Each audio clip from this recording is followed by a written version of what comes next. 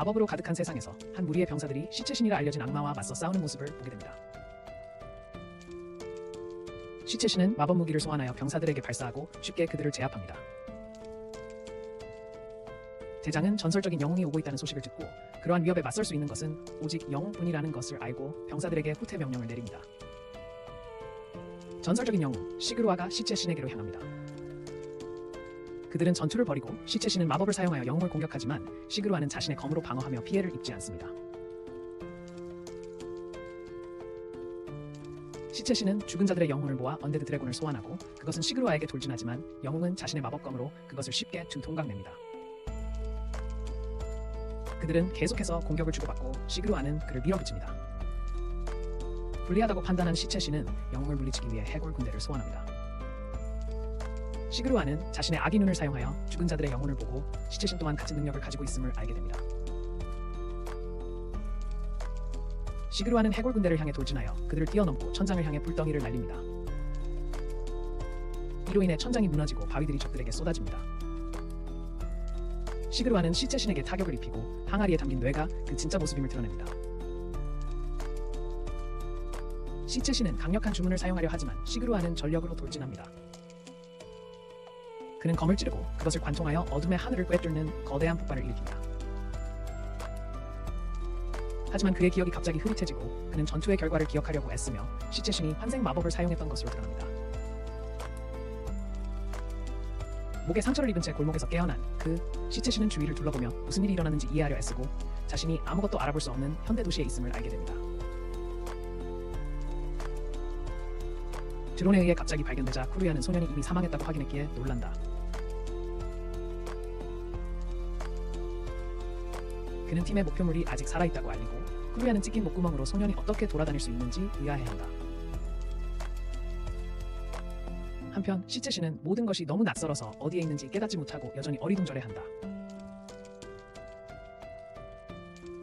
그는 사람들을 관찰하고 모두가 행복해 보이기에 이 세상은 평화로운 곳이라고 생각한다. 그는 어떻게 돌아갈 수 있을지 확신하지 못한 채 자신의 세계를 생각하지만 그때 두 명의 경찰관이 그에게 다가와 말을 걸지만 그는 무슨 말인지 이해하지 못한다. 그는 자신의 몸의 뇌에서 언어 정보를 끌어내면서 천천히 그들의 말을 이해하기 시작한다. 그는 경찰관들에게 괜찮다고 말하고 자신을 폴카라고 소개한다. 경찰관들은 그의 목에 있는 상처를 보고 충격을 받고 그에게 의료 지원이 필요하다고 말한다. 하지만 갑자기 이상한 소녀가 경찰의 머리를 밟고 폴카가 살아있음을 기뻐하며 그의 팔을 잡고 도망친다. 그들은 한 골목에 도착하고 소녀는 자신을 미사키라고 소개한다. 폴카는 그녀가 누구인지 기억하기 시작하지만 미사키는 갑자기 그를 공중으로 던지며 그가 정말 살아있는지 확인한다고 말한다. 그러나 그녀는 갑자기 쇠지렛대를 꺼내며 자신이 처음에 그를 죽였던 사람이라고 밝힌다. 폴카는 도망치기 시작하고 쿠로야는 드론을 통해 그들을 보며 왜 누군가가 16세 소년을 죽이려고 했는지 궁금해한다. 하지만 그는 폴카가 죽지 않으면 그들은 돈을 받을 수 없다는 것을 알고 있다. 폴카는 지쳐버리며 새 몸의 한계에 대해 언급한다. 단지 도망치는데도 모든 힘을 다 써버렸으며 마법의 능력도 전혀 없어 보인다. 그는 치명적인 상처 하나가 자신을 죽음으로 이끌게 될 것을 알면서 어떻게 해야 할지 고민한다. 미사키가 그의 뒤에 나타나 칼을 던지고 그는 간신히 피한다. 그녀는 사냥을 즐기는 듯 보이며 폴카의 공격을 막느라 애쓰는 그에게 돌진한다.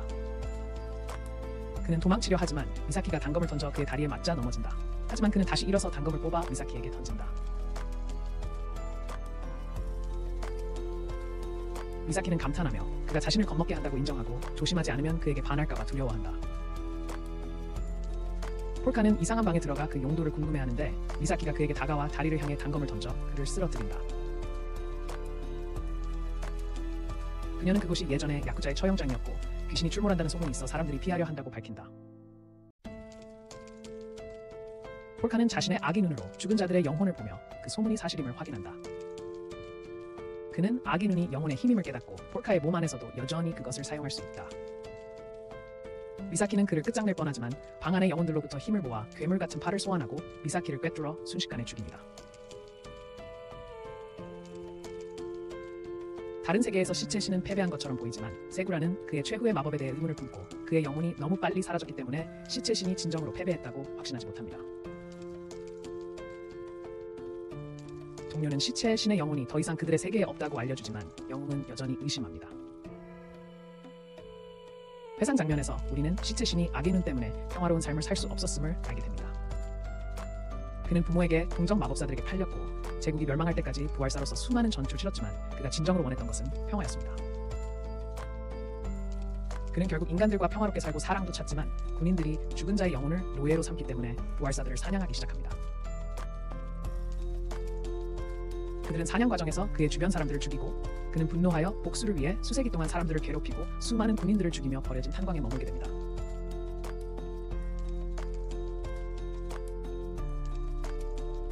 모든 유혈 사태에도 불구하고 그는 여전히 평화를 갈망하지만 수세기 동안 기다렸음에도 불구하고 여전히 그것을 찾을 수 없었습니다.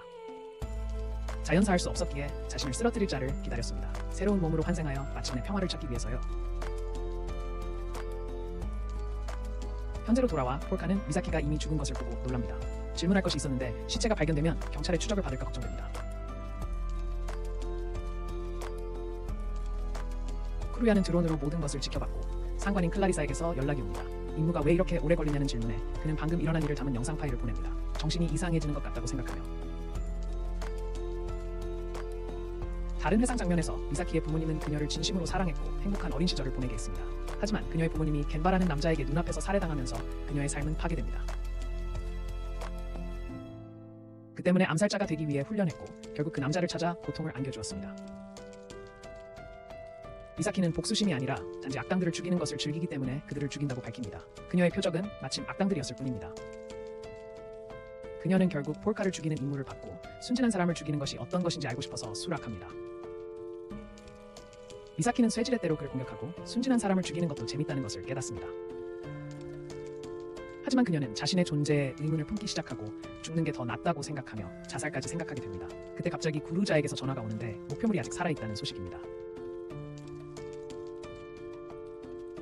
현재로 돌아와 미사키는 눈을 뜨고 자신의 상처가 치유된 것을 보고 놀랍니다. 폴카는 자신이 기술적으로는 죽었지만 마법으로 다시 태어났다고 밝힙니다. 그들은 갑자기 여러 남자들에게 둘러싸이고 클라리사가 그들 앞에 나타납니다. 클라리사는 그녀를 껴안고 살아있는지 확인하지만 맥박이 없다는 것을 깨닫고 폴카는 그녀가 좀비와 거의 같다고 설명합니다. 40분 전 구루자는 클라리사에게 폴카의 행방을 알려주고 클라리사는 그를 찾아 자신이 보고 있는 문양에 대해 묻습니다. 폴카는 자신의 마법으로 미사키를 치유합니다. 그는 그들에게 누구냐고 묻고 클라리사는 그들이 미사키의 친구라고 주장합니다. 폴카는 미사키의 뇌와 영혼은 온전하지만 누군가가 부활 마법을 사용해야 한다고 밝힙니다. 하지만 모두가 혼란스러워합니다. 왜냐하면 이 세계에서는 아무도 마법을 사용할 수 없기 때문입니다. 그는 사람들이 단순히 환각을 본 것이라고 믿게 하려 하며 무기를 사용해 그들을 위협합니다. 그들이 그를 향해 총을 겨누자 그는 거대한 해골손으로 그들 중 한 명을 제압하며 마법이 없는 인간이 얼마나 나약한지 모른다고 말합니다. 그 순간 근처 건물이 불타고 있다는 사실을 알게 되고 폴카의 마법의 눈이 이를 알아차리지만 즉시 클라리사의 동료 중 한 명에게 공격당합니다. 클라리사는 그 건물이 고아 아이들에게 안전한 피난처라고 말하고 폴카는 전생에서 소중히 여겼던 아이들을 떠올리며 돕기로 결심합니다. 쿠루야의 드론이 길을 안내하고 그는 마법을 사용해 마을을 휘감으며 더 빠르게 이동합니다. 건물에 도착한 그는 사악한 눈을 사용해 갇힌 아이들의 생명력을 볼 수 있습니다. 그는 해골손을 사용해 자신을 건물 안으로 던지고 아이들과 고군분투하는 4개의 영혼을 발견합니다. 그들은 고아가 된 아이들의 부모의 영혼들입니다. 그는 그들의 도움을 요청하며 그들이 깃들 수 있는 해골들을 만들어줍니다. 해골들은 아이들을 구출하여 거대한 해골손 위에 눕히고 땅에 내려놓습니다. 폴카는 겨우 탈출하지만 그 사건은 소셜미디어에 게시되고 모든 사람들이 폴카의 해골들을 알게 됩니다. 쿠루야는 미사키의 생명을 가볍게 여긴 폴카가 어떤 사람인지 생각합니다. 하지만 그는 아이들을 건물에서 구출했고 그래서 폴카는 그들과 다르다는 생각을 합니다. 그는 클라리사에게 폴카를 건드리지 말라고 말하며 그를 괴물로 여기고 클라리사는 그에게 동의하며 미사키가 곧 깨어날 것이라고 말합니다. 현재로 돌아와 폴카는 세상에 여전히 고통받는 아이들이 있다는 것을 깨닫고 어떻게 평화를 찾을 수 있을지 고민합니다. 클라리사는 평화가 그에게 무엇을 의미하는지 묻고 자신은 돈이 많으면 평화를 이룰 수 있다고 말한다. 그녀는 폴카에게 그의 목표를 묻는다. 폴카는 이곳에 대해 아무것도 모른다고 말하면서도 자신의 강령술을 이용해 돈을 벌고 싶어하며 힘과 소속감을 원한다고 설명한다. 그것이 그에게 평화를 가져다 줄 것이라고 덧붙인다. 클라리사는 그에게 자신의 팀에 합류하라고 제안한다. 그녀는 그가 그들이 죽이려고 했던 사람이 아니라고 확신하며 그가 이 세계에 적응할 수 있도록 돕겠다고 제안한다. 폴카의 해골 영상은 계속해서 온라인에 퍼지고 있으며 미사키는 그 영상에 감탄한다. 폴카는 해골들을 이용해 새 집으로 가구를 옮기는 일을 돕고 그들은 함께 어울린다.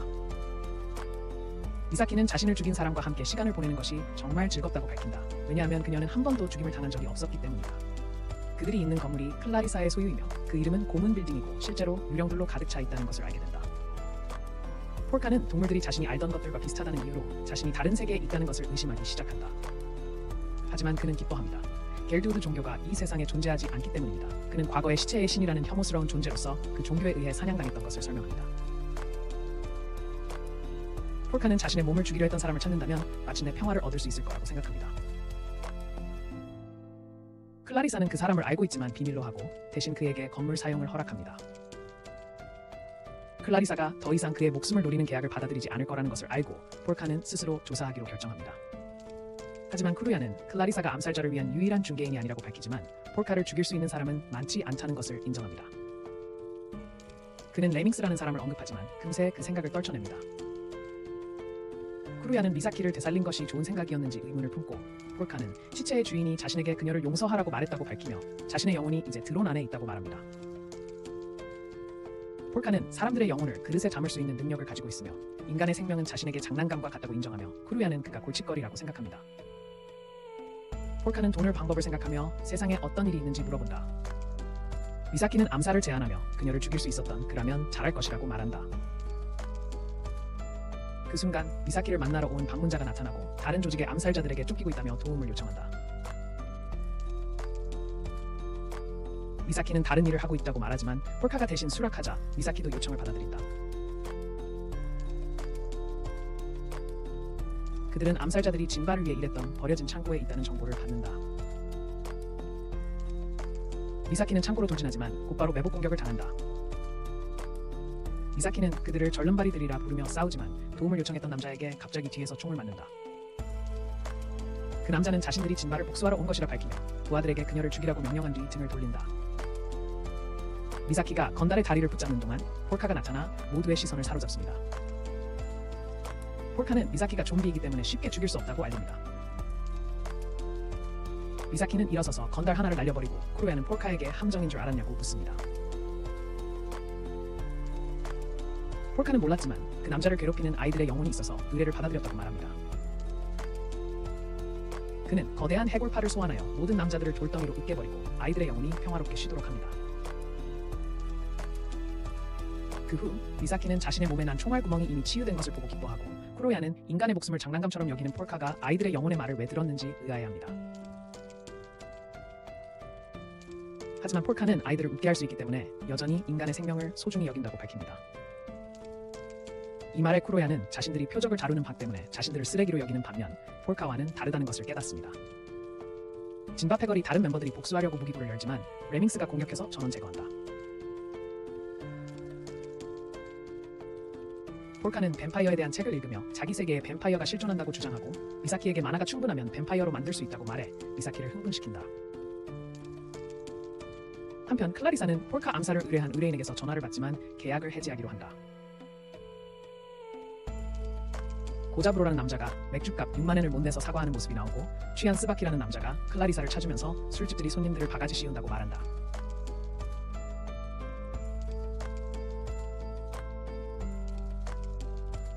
방으로 돌아와 폴카는 미사키의 몸이 자가 치유되고 부패에 저항하며 이전보다 약간 강해졌다고 설명한다. 심하게 다치면 날고기를 먹으라고 조언하고 침이 마비를 일으킬 수 있다고 밝힌다. 미사키는 그에게 시험 삼아 물고 폴카는 바닥에 쓰러진다. 미사키는 쿠로야에게도 해볼래? 하고 묻지만 쿠로야는 그녀를 괴물이라고 부르며 거절한다. 괴물이라는 단어에 폴카는 자신을 물리친 영웅을 떠올리고 이 세상에도 그런 사람이 있을까 생각합니다. 경찰이 폴카가 폭력배들을 깔아뭉갠 현장을 조사합니다. 레밍이 나타나 폭력배들을 가둔 바위를 부수고 사라집니다. 경찰이 소음을 듣고 현장으로 달려가 폭력배들의 시체를 발견합니다. 한편 고자브로는 자신을 사기친 남자들을 마구 두들겨 팬 후 마무리합니다. 그는 전화를 받고 츠바키도 바에서 전화를 받고 즉시 자리를 떠납니다. 폴카는 자신의 고향과 이 세상이 크게 다르지 않다는 것을 깨닫고 두세 개가 연결되어 있을지도 모른다고 생각하기 시작합니다. 쿠로야는 자신이 죽인 폭력배들을 언급하지만 폴카는 그들이 사실 살아있지만 바위에 갇혀 미쳐버렸을지도 모른다고 밝힙니다. 코자브로와 츠바키는 현장에 도착하여 사람 매듭처럼 얽혀있는 폭력배들의 시체를 발견합니다. 그들은 수사를 시작하고 특수경찰대 형사임을 드러냅니다. 경찰서에서 츠바키와 코자브로는 초자연적인 사건들을 다룬 풍부한 경험을 가지고 있음을 알게 됩니다. 츠바키는 아직 도주 중인 3명의 용의자, 저승사자, 불을 뿜는 벌레, 그리고 쥐들이 있다고 밝힙니다. 츠바키는 현장에서 쥐들의 발자국을 발견했다고 밝힙니다. 그들은 고아들을 구한 해골 사건도 조사하고 있으며 아마도 불을 지른 불을 뿜는 벌레와 관련이 있다고 생각합니다. 그들은 두 사건이 연관되어 있을 가능성을 고려하지만 사건의 기이한 성격에도 불구하고 츠바키는 그들에게 당황하지 말라고 말하며 지금까지 잡은 범죄자들은 모두 평범한 사람이었다는 것을 상기시킵니다.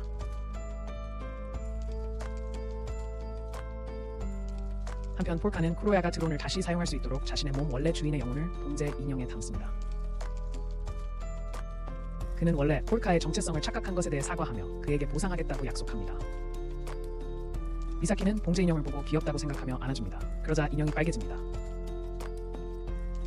쿠로야는 인형이 무슨 말을 하려는 건지 궁금해하고 폴카는 인간의 성대를 만들어 말하게 할 수 있지만 만화가 부족하다고 말합니다. 그는 흑마법사로서 유령을 조종하여 만화를 얻을 수 있다고 밝히며 그들이 있는 건물 안의 영혼들이 훌륭한 만화의 원천이라고 설명합니다. 하지만 쿠로야는 비슷한 건물이 많지 않다고 말합니다. 하지만 폴카는 이 세 개의 보석들이 훨씬 더 큰 만화의 원천이라고 말합니다. 그들은 보석 가게에 가고 폴카는 보석들이 엄청나게 비싸다는 것을 보고 놀라며 자신의 세 개의 보석들과 비교하면 엄청나게 싸다고 말합니다. 그는 가게의 모든 보석을 사기 위해 돈을 모으려고 계획하지만 점원은 그에게 모든 것을 사려면 거의 40억엔이 든다고 말합니다. 그들이 가게를 떠난 후 미사키는 왜 돌에서 만화를 흡수하지 않았는지 묻고 폴카는 그것이 돌을 부수어 상인에게 불공평할 것이라고 말한다. 그들은 갑자기 코자브로를 만나는데 그는 곧바로 그들 옆을 지나 드론을 잡으려 한다. 한편 츠바키는 마침내 바에서 클라리사를 만나 인간 매듭과 건물 화재에 대해 이야기하며 그녀의 그룹이 이 사건들과 관련이 있는지 묻는다. 코자브로는 그들을 놀라게 한 것을 사과하며 쿠로야가 드론을 조종하고 있다는 것을 알고 쿠로야에게 말을 걸려고 하지만 폴카가 그를 가로막으며 쿠로야는 자신의 친구라고 말한다. 그러나 코자브로는 쿠로야를 쓰레기라고 부르며 폴카에게 그와의 관계를 끊으라고 말한다.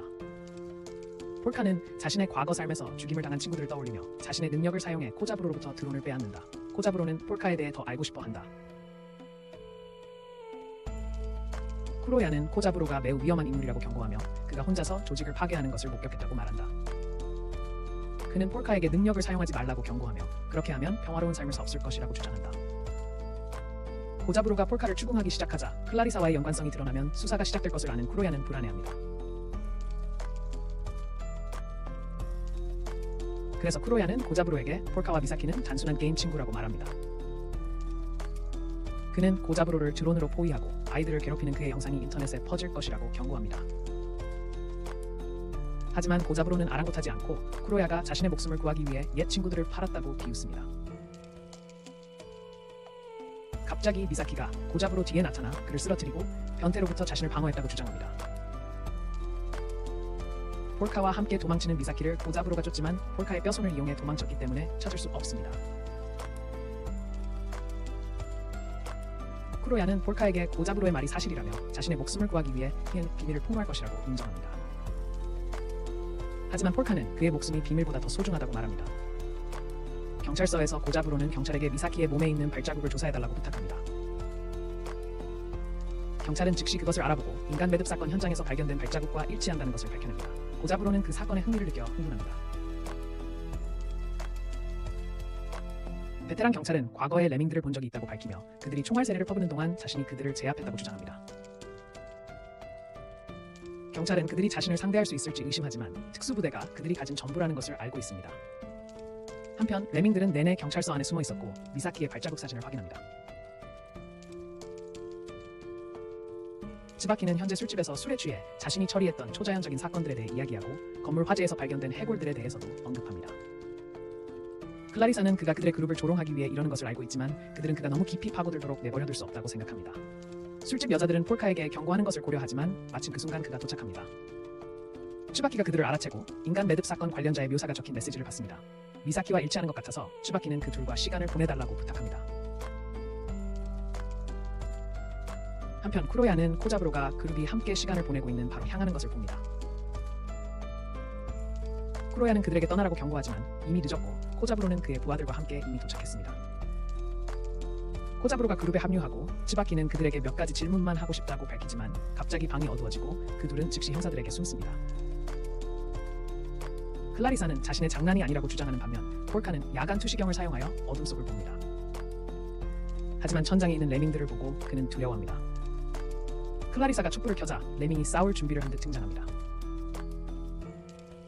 클라리사는 그가 누군가를 죽이려는 것이 아니라는 것을 알지만 코자부로는 그가 지명 수배자이기 때문에 그를 때려 눕히는 것을 생각합니다. 폴카는 악마의 눈을 사용하여 레밍스 주변의 수많은 유령들을 보고 자신이 그들을 모두 죽였다는 것을 깨닫는다.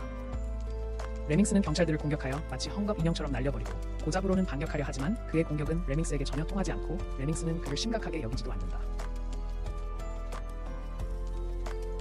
레밍스는 미사키에게 돌진하여 그녀를 데려가고 폴카는 자신의 능력을 사용하여 그녀를 되찾을까 생각하지만 경찰들이 자신의 마법을 보는 것을 너무 걱정한다.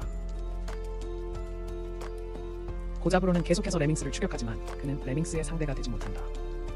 폴카는 레밍스가 사구라와 마찬가지로 자신의 한계를 넘어선 인간이라는 것을 깨닫고 그를 막을 수 없다는 것을 알지만 어쨌든 자신의 마법으로 레밍스를 공격한다. 츠바키는 마법진을 보고 그것이 무엇인지 궁금해하지만 클라리사는 방을 어둡게 하기 위해 촛불을 접는다. 폴카는 자신의 해골팔을 사용하여 미사키를 붙잡고 도망쳐야 한다고 말하고 츠바키는 휴대폰의 플래시를 사용하여 해골팔을 본다. 레밍스는 폴카에게 돌진하고 폴카는 마법으로 그를 쓰러뜨리려 하지만 어둠 속에서도 볼 수 있는 레밍스에게 명중시키지 못한다. 레밍스는 미사키를 붙잡고 있던 뼈손을 부러뜨리고 미사키는 그가 다가오자 당황한다. 하지만 그는 미사키에게 속삭이고 두 사람은 편하게 이야기하기 시작한다. 미사키는 그를 물어서 마비시키려 하지만 그의 붕대를 뚫고 물 수 없다. 그녀는 갑자기 자신의 타액이 묻은 포크로 그의 다리를 찌르고 그를 멍하게 만든다. 폴카는 영혼을 사로잡는 레밍스를 이용하여 마법을 걸고 거대한 해골을 소환하여 그를 공격하게 하여 레밍스를 도망치게 만든다. 그 후 레밍스는 상사인 차카루에게 진바는 이미 죽었고 폴카는 아직 살아있다고 보고한다. 쿠루야는 쥐처럼 어디든 갈 수 있는 능력 때문에 레밍스라는 이름을 얻은 레밍스를 만난 후에도 그들이 살아남았다는 사실에 놀란다. 폴카는 도와준 미사키에게 감사를 표하고 미사키는 자신도 그에게 똑같이 해줬기 때문에 괜찮다고 말한다. 그는 자신의 주인의 말, 즉 자신이 원한다면 사람들을 도와야 하며 넥로맨서로서 오래 살 것이므로 얼마나 오래 걸릴지 생각하지 않고 하고 싶은 것을 해야 한다는 말을 떠올린다.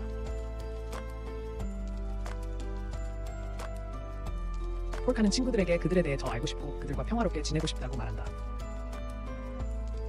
폴카는 자신의 마법을 이용해 돈을 벌기로 결심하며 영혼이 펜에 깃들어 자신의 생각을 종이에 쓸 수 있게 할 수 있음을 보여줍니다. 그는 자신의 사업 간판을 보여주지만 쿠루야는 그 아이디어가 마음에 들지 않습니다. 그러나 영혼은 다른 계획을 가지고 있습니다. 폴카는 점술사로 활동하기 시작하며 영혼이 그를 인도하게 하여 그의 능력으로 사람들을 감탄하게 만듭니다. 이를 통해 그들은 큰 돈을 벌게 됩니다. 사실 그 영혼은 점술을 할 줄 알고 심지어 그 방법을 알려주기까지 했음이 드러납니다. 쿠루야는 조사한 정보를 폴카에게 전달하고 폴카는 자신의 사악한 눈을 사용하여 고객과 함께 있는 영혼들에게서 더 많은 정보를 얻습니다. 그들은 수익을 나누어 갔는데 진짜 폴카에게도 일부를 주지만 진짜 폴카는 자신이 일하지 않았다며 그 돈을 받지 않으려 합니다. 쿠루야는 폴카가 부유한 가문 출신이었다고 밝히며 한 무리의 남자들이 그들의 방에 들어옵니다. 카즈키와 시즈키라는 쌍둥이는 폴카를 삼촌이라고 부르며 인사합니다. 폴카는 그들을 속일 생각에 자신의 머리를 가리고 자신이 시체신이라고 말하지만 그들은 그를 이상한 사람으로 보고 믿지 않는다. 카즈키는 폴카가 주변 사람들 때문에 가출했다고 생각한다. 그녀는 그들과 함께 앉아 점을 보고 싶어 하지만 그들은 그녀에게 영업시간에 가게로 방문하라고 말하며 떠나라고 한다. 카즈키는 떠나기를 거부하며 그들을 하찮은 자들이라고 부르고 쿠루야와 언쟁을 시작하지만 쿠루야가 대화를 녹음하고 있다는 것을 아는 그녀의 보디가드들이 그녀를 막는다. 쿠루야는 그녀를 계속 도발하지만 폴카는 카즈키가 올 것 같다는 것을 눈치채고 그만두라고 한다. 그는 쌍둥이를 안고 둘 다 미래가 있다며 그들을 지켜주겠다고 약속한다. 폴카는 쌍둥이들 뒤에 있는 뒤틀린 영혼에게 아이들을 걱정하지 말라며 계속 도움을 청하는 영혼을 위로한다. 그들이 떠날 때 폴카는 그 영혼이 사악하지는 않지만 반쯤 미쳐버렸다고 생각한다. 쿠루야는 그에게 아이들에게 약한 구석이 있다고 말하고 폴카는 그 아이들이 전생의 아이들을 떠올리게 한다고 밝힙니다. 쿠루야는 그들에게 그 집 집단에 대한 정보를 제공합니다. 폴카는 로젠이라는 가주의 차남이며 로젠이 사망하면 상속을 받을 수 있다고 합니다. 쿠루야는 친척이 그를 죽이려 했을 것이라고 추측하며 그가 집으로 돌아가는 것이 위험할 수 있다고 말합니다. 폴카는 전생의 경호원들에 대해 이야기하고 해골을 경호원으로 위장하려 하지만 인간과 전혀 닮지 않아 미사키에게 도움을 요청합니다.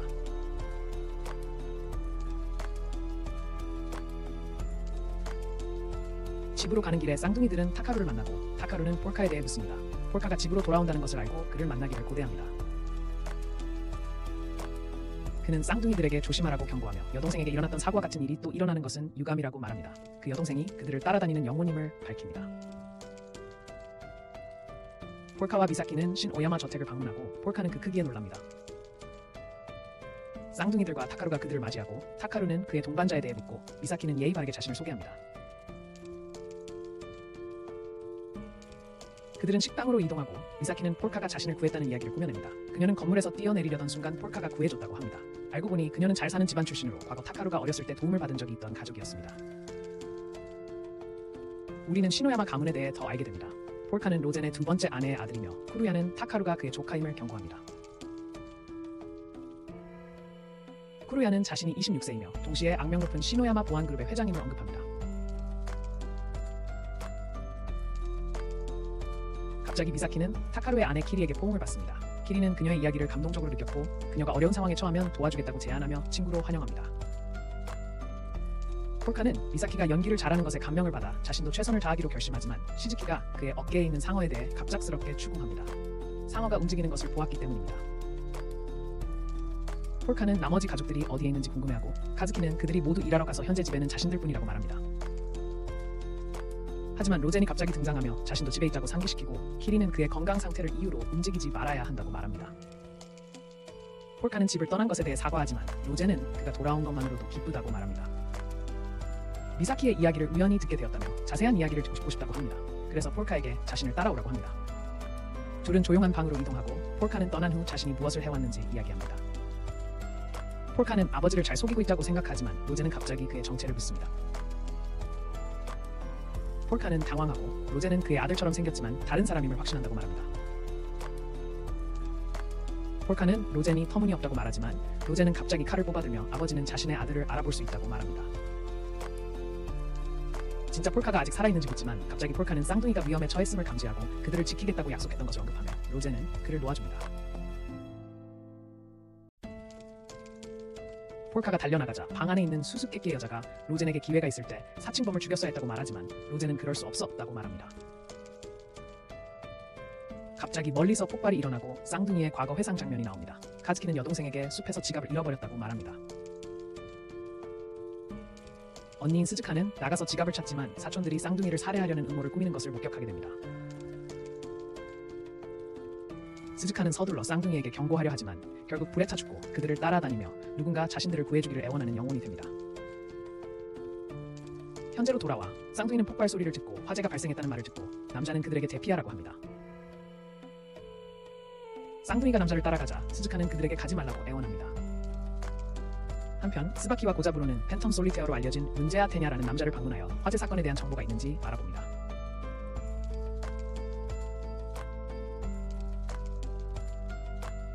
테냐는 해골들을 보고 놀라며 스바키는 그들이 불을 뿜는 벌레 사건과 연관지었고 그 벌레가 남기는 특징적인 흔적을 언급합니다. 스바키는 불을 뿜는 벌레가 변장하여 표적에 잠입하여 시간을 들여 준비하고 아무도 눈치채지 못할 때 공격한다고 추측합니다. 마치 집을 갉아먹는 벌레처럼 말이죠. 아이들은 비상탈출구로 안내받지만 카즈키는 뭔가 잘못되었다는 것을 깨닫습니다. 그 남자는 자신의 진짜 의도를 드러내고 스즈카는 그를 막으려 하지만 아무것도 할 수 없습니다.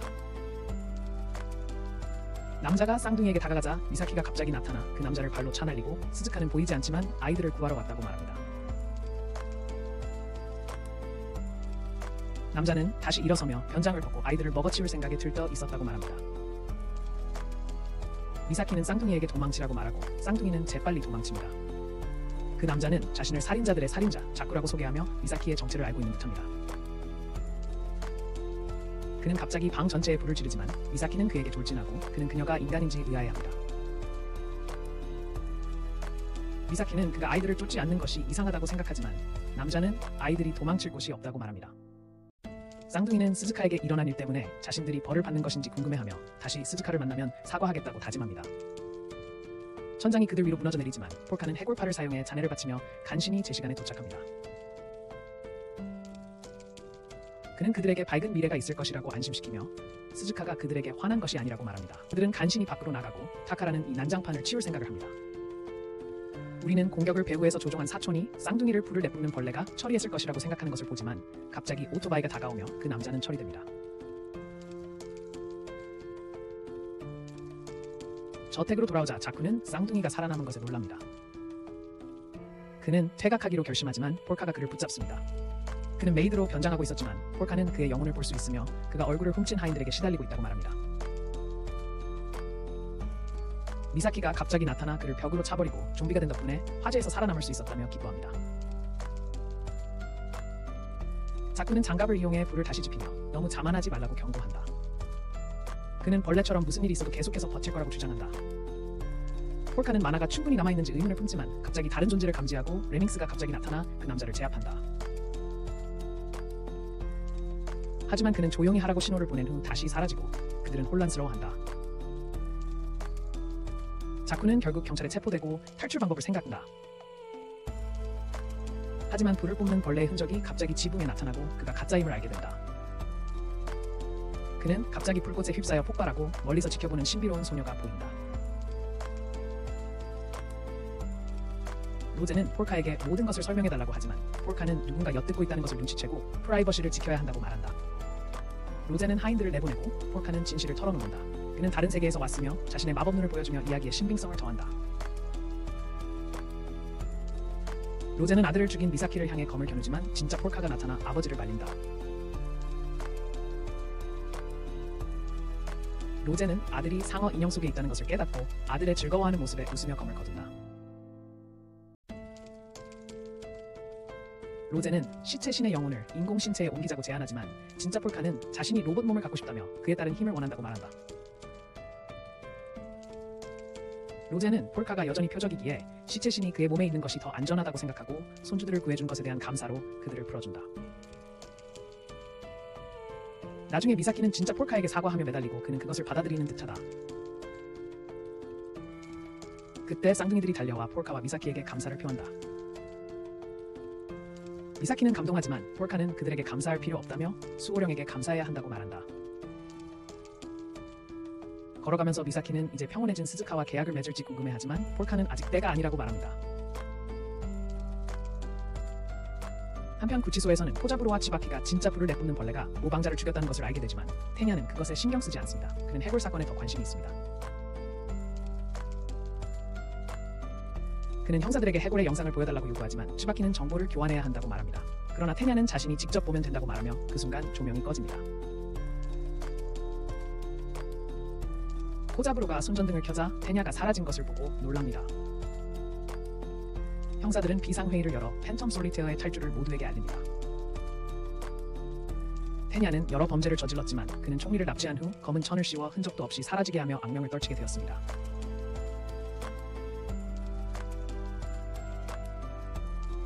총리가 풀려났을 때 그는 납치에 대한 기억이 전혀 없었으며 자신이 갑자기 몬드 카페에 있었다고 말했습니다. 테냐는 결국 자신을 감옥에 자진 투항했는데 그 이유는 관객의 무관심이 신경 쓰였기 때문이었습니다. 그는 진짜 마술사들의 관심을 원했던 것입니다. 테냐는 그들 중 누군가가 자신에게 연락해주기를 바랐습니다. 진짜 마법이 존재한다는 증거를 얻기 위해서였죠. 하지만 아무런 연락도 받지 못했습니다. 경찰은 그의 진술에 어리둥절해하며 그가 미쳤다고 생각하고 그를 구류하기 전에 그를 구타했습니다. 오늘날까지도 치바키는 테냐가 진실을 말했는지 여부를 알지 못합니다. 그의 초인적인 기술조차 그에 대한 최악의 일이 아니었다는 점을 언급하며 한편 폴카는 정보 수집에 사용하기 위해 라디오를 삽니다. 그가 라디오를 켜자 그들은 자쿠의 죽음에 대한 뉴스를 듣고 놀랐고 테냐의 탈출에 대한 뉴스도 들었습니다. 치바키가 언론 통제를 가했기 때문에 경찰 또한 유령 솔리테어의 탈출 소식을 듣고 놀랐습니다. 쿠루야는 유령 솔리테어를 알아보고 그가 레밍스처럼 도시 전설이라고 말합니다. 하지만 레밍스와 달리 그는 언론에 노출되었습니다. 경찰은 채널을 바꿀 수 없다는 사실을 알고 놀랐고 기자는 안경을 벗자 그가 테냐임이 드러났습니다. 그는 대중에게 자신의 복귀를 알리며 다음 주에 공연을 재개할 것이라고 말했습니다. 그는 방송을 끝내고 츠바키는 방송 시간이 감옥 안에서도 사업을 벌이는 죄수 식료품상에게서 구매된 것이라 생각한다. 테냐는 자신이 불을 뿜는 벌레로 알아보는 남자에게 다가간다. 그 남자는 테냐와 대화하지 않고 테냐는 갑자기 전화를 받는다. 테냐는 전화가 그 남자로부터 온 것임을 깨닫지만 왜 직접 말하지 않는지 혼란스러워한다. 그 남자는 자신의 정체가 어떻게 들통났는지 의아해하며 갑자기 테냐를 공격하려 한다. 그 남자는 주변을 불태우고 테냐는 그의 능력에 감탄한다. 테냐는 카드를 사용해 자신을 방어하며 카드를 주변에 흩뿌리고 기뻐하며 달아나면서 낭비를 좋아한다고 말한다. 테냐는 풍선을 잡고 불길을 피하려 하지만 풍선이 터지기 시작해 땅으로 떨어지며 불길에 휩싸이는 듯하다. 하지만 테냐는 살아있었고 카드 방패로 불길을 막으며 도망치기 시작해 사라집니다. 그는 그 남자의 우산 위에 나타나 자신의 환술에 속았다는 것을 드러냅니다. 그리고 그 남자의 불에도 속임수가 있다는 것을 알아채고 진짜 마법을 쓸 수 없다는 것에 실망합니다. 테냐는 그에게 외부의 무언가가 그들의 세계에 들어왔다고 말하고 그 남자가 그것을 해충으로 여겨 제거하려 할 것이라고 말합니다. 한편 폴카의 조카인 사요가 그녀의 시종인 시아오이와 함께 그들을 방문하여 그들과 함께 지내겠다고 말합니다. 폴카는 그녀가 왜 거기에 있는지 궁금해하고 그녀는 자신의 상어 인형들이 불에 탔다고 말하며 미사키가 상어에 대해 이야기하기 시작하자 모두 혼란스러워합니다. 그래서 시아오이는 자신의 침실과 모든 상어 장난감들이 화재로 사라졌다고 설명합니다. 그는 로젠으로부터 온 메시지를 보여주는데 로젠은 자신의 사람 2명이 건물에 있는 것이 편리할 것이라며 폴카에게 그들이 그들의 곳에 머물도록 허락해달라고 부탁합니다. 폴카는 더 많은 사람들이 자신의 건물을 감시하고 있다는 것을 감지하고 로젠이 자신의 경호원을 보낸 것이라고 생각하지만 사요가 폴카의 살해 미수 배후에 있을 가능성도 고려합니다. 다음날 폴카는 상어 모양 침낭 속에서 에너지가 없다고 말하는 사요를 발견합니다. 미사키는 새로 들어올 사람들을 위해 빈 방을 청소하고 매트리스를 사줄까 생각하지만 사요는 침낭이 편하다 하고 시아오유는 서서 잘 수 있다고 하여 필요 없다고 합니다.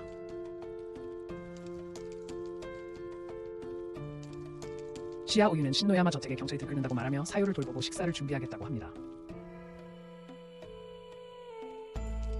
츠바키와 고자부로가 타카루를 상대로 화재 사건에 대해 조사하는 모습이 보입니다. 츠바키는 불을 뿜는 벌레의 소행일 가능성을 제기하고 타카루는 그 벌레가 항상 골칫거리였고 언제 잡힐지 궁금하다고 말합니다.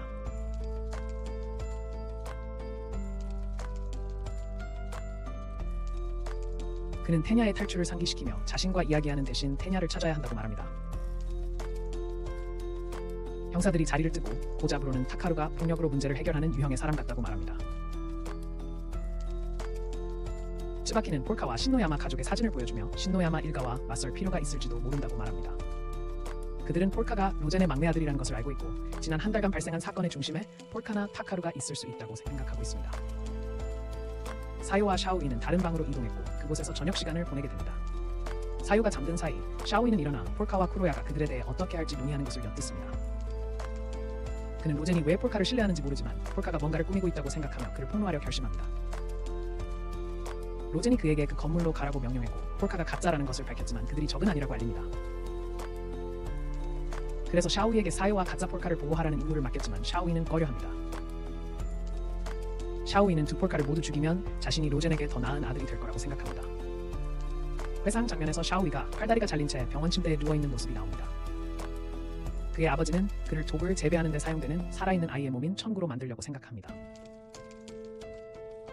소녀는 이 말을 듣고 정신을 잃기 시작하지만 로젠이 와서 아버지에게 그렇게 야만적이지 말라고 합니다.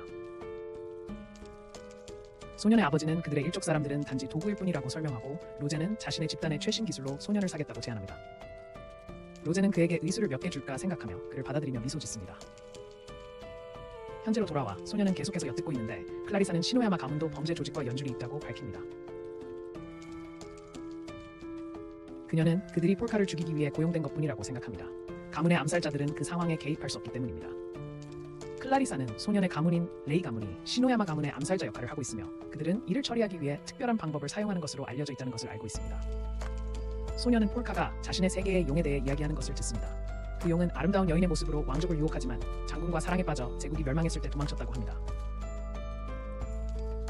그들은 더 많은 드래곤에 대해 이야기하기 시작하고 샤오이는 그들이 그저 허구의 이야기를 하는 것이라고 생각해 혼란스러워한다. 회의에서 츠바키는 경찰에게 폴카에 대해 말하며 그가 인간 매듭 사건에서 발자국을 남긴 소녀와 함께 있다고 한다. 코자브로는 클라리사와 쿠로야와의 관계를 언급하고 츠바키는 모두에게 폴카의 점술 사업에 대해 이야기한다. 나중에 폴카가 점을 볼 준비를 하고 있을 때 형사들이 갑자기 도착하고 츠바키는 자신의 점을 봐달라고 요청한다. 츠바키는 그 점을 미래의 살인을 막는 데 사용할 것이라고 주장하지만 폴카는 자신은 미래를 볼 수 없고 단지 경로를 추적할 뿐이라고 말한다. 폴카가 점을 시작하면서 폴카는 츠바키에게 그의 배경에 대해 이야기하고 츠바키는 폴카가 후드 아래 이어피스를 통해 누군가에게 정보를 받고 있다고 의심한다. 하지만 그의 마법의 눈은 쿠로야의 모니터를 보다는 것이 밝혀진다. 그는 정보를 찾고 있는 중이다. 폴카는 츠바키의 과거 상처에 대해 언급하며 그것이 그를 짓누르고 있다고 말하고 츠바키는 그것을 어떻게 치유할 수 있는지 묻는다. 펜 속의 영이 움직이기 시작하자 그는 놀라며 영이 종이에 무언가를 씁니다. 그것을 본 츠바키는 흥분하여 폴카를 붙잡고 그에게 아는 것이 무엇인지 묻습니다. 회상 장면에서 츠바키는 수수께끼의 인물과 이야기하며 종이에 있는 기호를 암기하라고 합니다. 그 인물은 종이를 태우면서 츠바키에게 그 기호를 잊지 말라고 하고 다른 누구에게도 보여주지 말라고 합니다. 그것은 그들이 따라야 할 이정표이자 죽음으로 가는 일방통행 티켓이라고 말합니다. 현재로 돌아와 그는 폴카에게 왜 그 기호를 그렸는지 묻지만 폴카는 그저에게 길을 보여주는 것이라고 말합니다.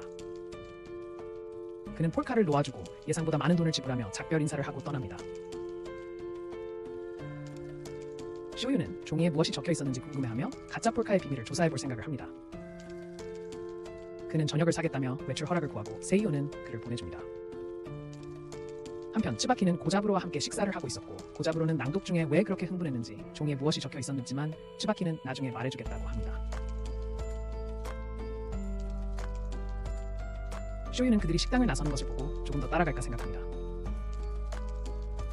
타는 건물이 보이고 한 남자가 금고를 열어 두루마리를 꺼내지만 뒤돌아서자 불을 뿜는 벌레가 자장가를 부르며 그에게 다가옵니다. 그 남자는 쓰러지고 불을 뿜는 벌레는 모든 것이 타오르는 가운데 사라지고 그의 서명이 벽에 나타납니다. 그러나 테냐가 갑자기 나타나 남자의 시체에서 두루마리를 가져갑니다. 그것은 낭독에서 보았던 것과 같은 상징이고 테냐는 자신의 복귀 공연 주제에 대한 아이디어를 얻습니다. 그들의 건물로 돌아와서 쿠루야는 츠바키가 왜 화를 냈는지 궁금해하고 폴카는 펜 속의 영혼 때문이었다고 말하며 종이에 무엇이 적혀 있었는지는 전혀 모른다고 합니다. 츠바키는 클라리사에게 그들의 공통 친구에 대해 묻지만 그녀는 무슨 말인지 전혀 모릅니다. 츠바키는 그가 호자락이라는 이름의 검사였다고 말하는데 그가 바로 펜 속의 영혼임이 드러납니다. 클라리사는 그를 기억하고 츠바키는 호자라기가 폴카를 모집했을 가능성을 제기하며 그녀가 뭔가 연루되었을 거라고 생각합니다. 하지만 클라리사는 자신은 아무것도 모른다며 단지 폴카가 그의 가족과 연결을 구축하도록 자신의 건물에 머물게 했을 뿐이라고 말합니다. 츠바키는 호자라기가 아직 살아있다고 생각하며 그가 돌아오도록 경찰 조직을 정리하고 싶어합니다. 쇼유는 대화를 엿듣고 바의 직원들을 조사할 것을 생각합니다.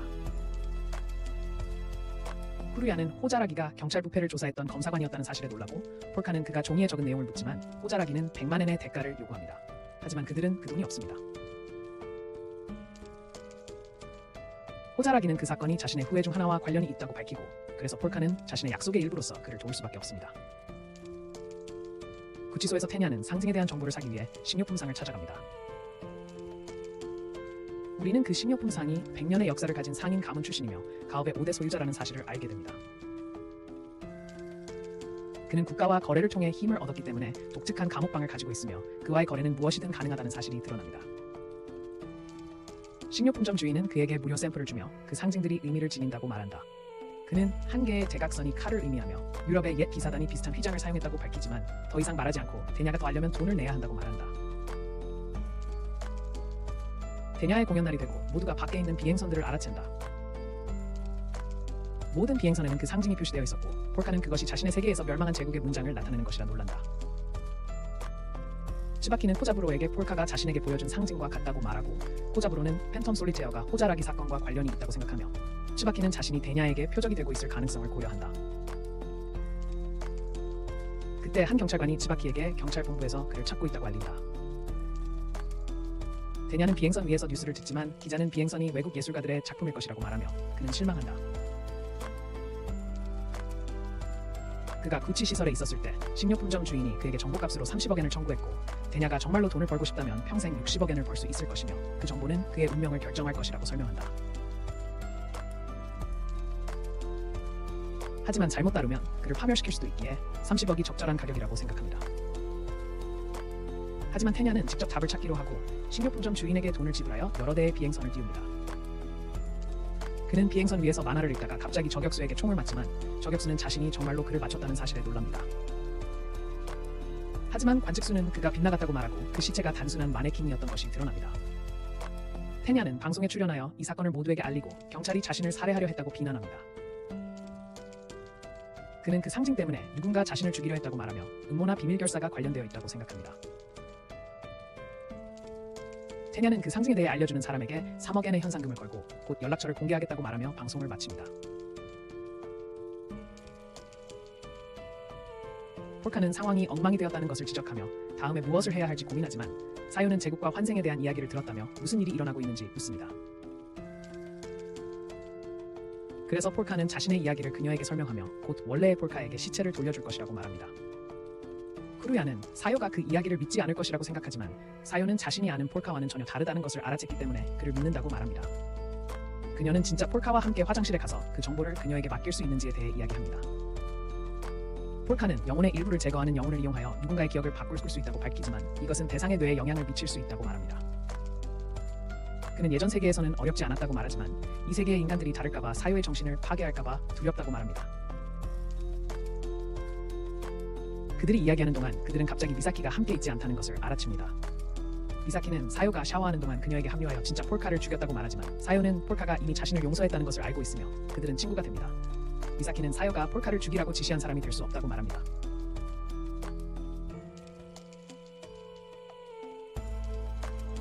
쿠루야는 사요가 진짜 폴카를 화장실에 데려갔다는 것을 깨닫고 상어 인형에 대한 진실을 말하여 그녀를 화나게 합니다. 쿠루야는 사요 앞에서 샤워를 해서 그렇다고 생각하지만 사요는 쿠루야와 몸을 바꾸고 싶어하는 상어가 되었기 때문이라고 말합니다. 그들은 다음 행동을 논의하는데 폴카는 팬텀 솔리테어와 만나는 것을 생각합니다. 폴카는 그 상징을 소중한 기억으로 여기기 때문에 누구도 그것을 더럽히는 것을 원하지 않습니다. 그들은 팬텀 솔리테어가 폴카의 세계 출신인지 궁금해하지만 폴카는 자신이 사용한 환생 마법을 만드는 데 수년을 보냈기 때문에 자신의 세계 출신이 같은 일을 할 수 있다고 생각하지 않습니다. 쿠루야는 그 상징에 대해 조사하고 호즈라기는 경찰이 연루되었다고 생각하며 폴카에게 자신의 의심을 이야기합니다. 경찰 본부에서 츠바키는 지로라는 경찰청장의 사무실로 향합니다. 츠바키가 사무실에 들어가자 지로는 그가 그들의 기계의 톱니바퀴 역할을 할 수 있는지 묻습니다. 츠바키는 자신은 잘 적응한다고 말하지만 문제가 되는 돌멩이가 있다고 언급합니다. 지로는 그가 호즈라기를 말하는 것이라고 생각하며 호즈라기가 그에게 단지 돌멩이였는지 묻지만 츠바키는 호즈라기를 몰아낸 쥐에 대해 이야기하고 있었다고 밝힙니다. 지로는 그에게 팬텀 솔리테어 수사가 재편성되었지만 그에게 중요한 역할을 맡겨달라고 부탁합니다. 한편 테냐는 신주쿠의 누군가가 경찰 시스템을 해킹했다는 정보를 받고 특정 점집 사무실에서 해킹이 이루어졌다는 것을 알게 되어 그 점집을 방문할 생각을 합니다. 쿠루야는 폴카에게 그 상징에 대한 정보를 찾을 수 없지만 그것은 호즈라기가 연루된 중대한 사건의 일부였다는 것을 알고 있다고 알립니다. 호즈라기는 건물에서 암살자들에게 살해당했다는 사실을 확인하며 쿠루야는 범인이 경찰일 것이라고 추측합니다. 폴카는 시노야마 가문이 이 사건에 연루될 경우 가족이 위험에 처할 수 있다고 걱정합니다. 한편 츠바키는 경시청과 팬텀 솔리테어 사건에 대해 논의하며 눈에 띄는 것이 있으면 가까이 다가가는 자신의 성향을 이야기하고 그 상징을 따라가면 그와 만날 수 있을 것이라고 제안합니다. 그가 계속해서 사건에 대해 논의하는 동안 고잡으로는 경찰관들 중 일부가 츠바키의 강의 자격에 대해 의문을 제기하는 말을 엿듣습니다. 폴카는 점술 상담을 시작하며 고객에게 곧 어려움에 처하게 될 것이라고 말하고 그의 행실을 바꾸라고 제안합니다. 고객이 사실은 테냐라는 것을 알게 됩니다. 폴카의 독심술이 변장한 인물에게도 정확하게 들어맞자 테냐는 단순히 정보를 얻어먹는다고 생각합니다. 테냐는 한숨을 쉬며 폴카가 특별한 존재가 아니라고 결론짓고 폴카는 그에게 질문이 있냐고 묻습니다. 테냐는 그 상징에 대해 묻고 폴카는 펜으로 종이에 올바른 상징을 그리며 그것에 문제가 있다고 말합니다. 테냐는 침묵하고 폴카가 그의 진짜 정체를 알고 있었지만 잘못된 상징을 용납할 수 없어서 바로 잡아야만 했음을 알게 됩니다. 테냐가 떠나려 하자 폴카는 휠체어를 찬 다른 머리 소녀에 대해 묻고 테냐는 충격을 받습니다. 그 소녀가 테냐의 뒤에 있는 영혼임이 드러나고 폴카는 소녀의 말은 이해하지 못하지만 그가 걷고 있는 길에 소녀가 괴로워하고 있음을 알게 됩니다. 폴카가 소녀의 영혼을 저승으로 보내려 하지만 테냐는 그녀가 자신의 수호령이라고 말하며 방을 나섭니다. 그리고 폴카에게 특별한 무언가가 있음을 깨닫습니다. 건물을 나서려던 테냐는 불을 뿜는 벌레의 우비를 입은 소녀를 보고 놀랍니다. 그 소녀 역시 폴카에게 상징에 대해 물어봤다는 것을 알게 됩니다. 경찰본부에서 츠바키는 고자부로에게 기호의 오류에 대해 말하지만 적이 어디에 있을지 몰라 다른 사람들에게 알리려 하지 않는다. 두 명의 경찰관이 그들에게 다가와 츠바키의 경력을 비웃지만 츠바키는 이제 자신이 그들을 명령할 권한이 있다고 상기시킨다. 한 경찰관이 그를 붙잡으며 호자라기와 함께 일했던 시절 때문에 경찰관들이 여전히 증오하는 모습을 보여주지만 츠바키는 부정직한 경찰만이 자신에게 화를 낸다고 말한다. 경찰관은 그를 밀치며 제 위치를 알라고 하지만 츠바키는 그들의 행동을 비웃는다.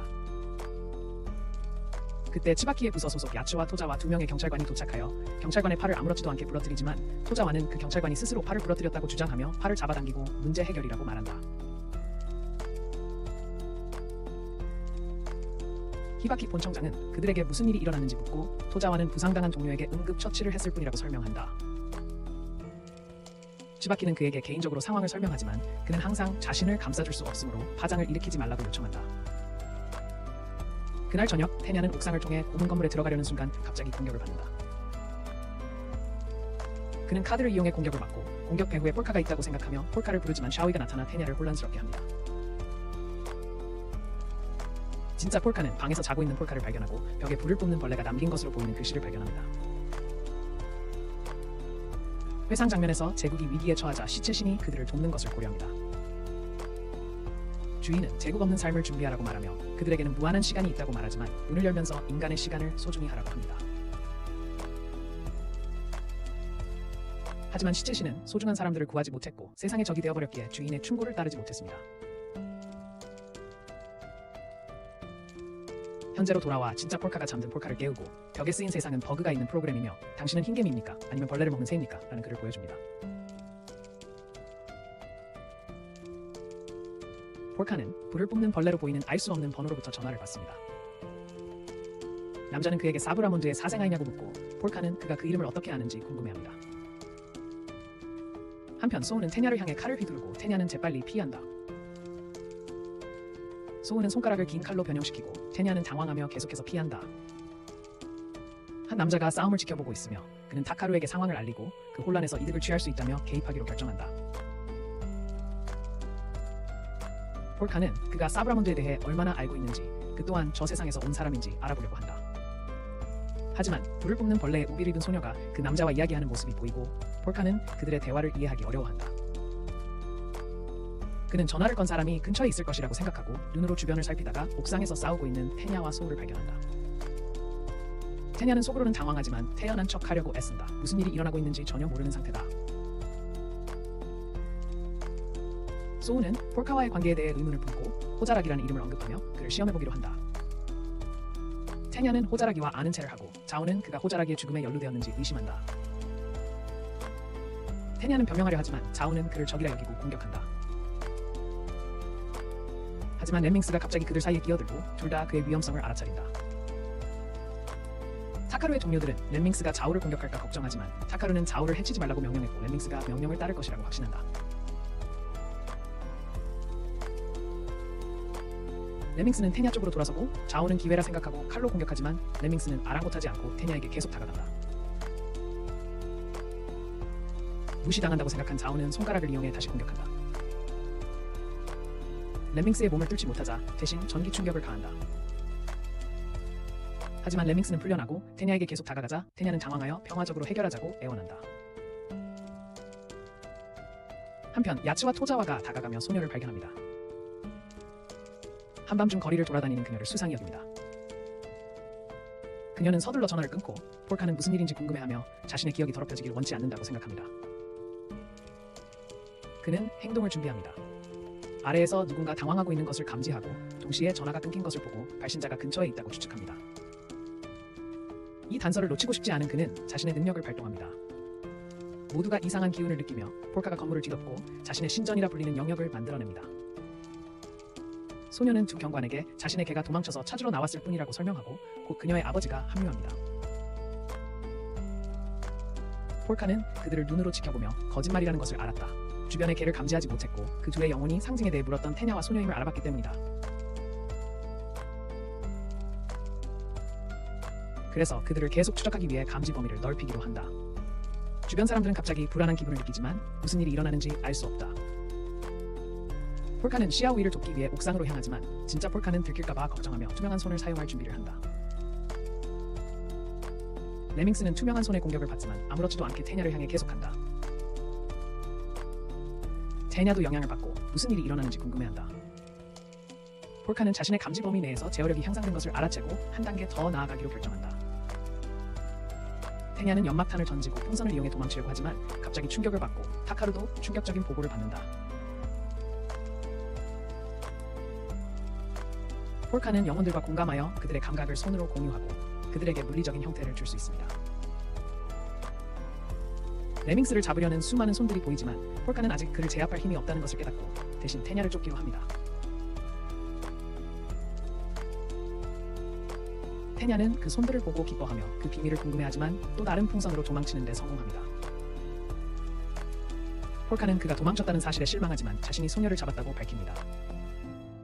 폴카의 손이 인터넷에 퍼져있는 영상이 나오고 그것은 해골 사건과 관련이 있습니다. 그의 능력을 알아본 사람들이 그 능력을 이용하려 하고 호자라기의 죽은 배후에 있는 자들이 움직이기 시작했다는 것을 알게 됩니다. 그리고 이것은 훨씬 더 큰 무언가의 시작일 뿐인 것 같습니다. 하지만 여기서 이 시리즈는 일단 끝납니다. 영상이 마음에 드셨으면 좋겠습니다. 좋아요와 구독 버튼을 눌러주세요. 시청해주셔서 감사합니다. 다음에 또 뵙겠습니다.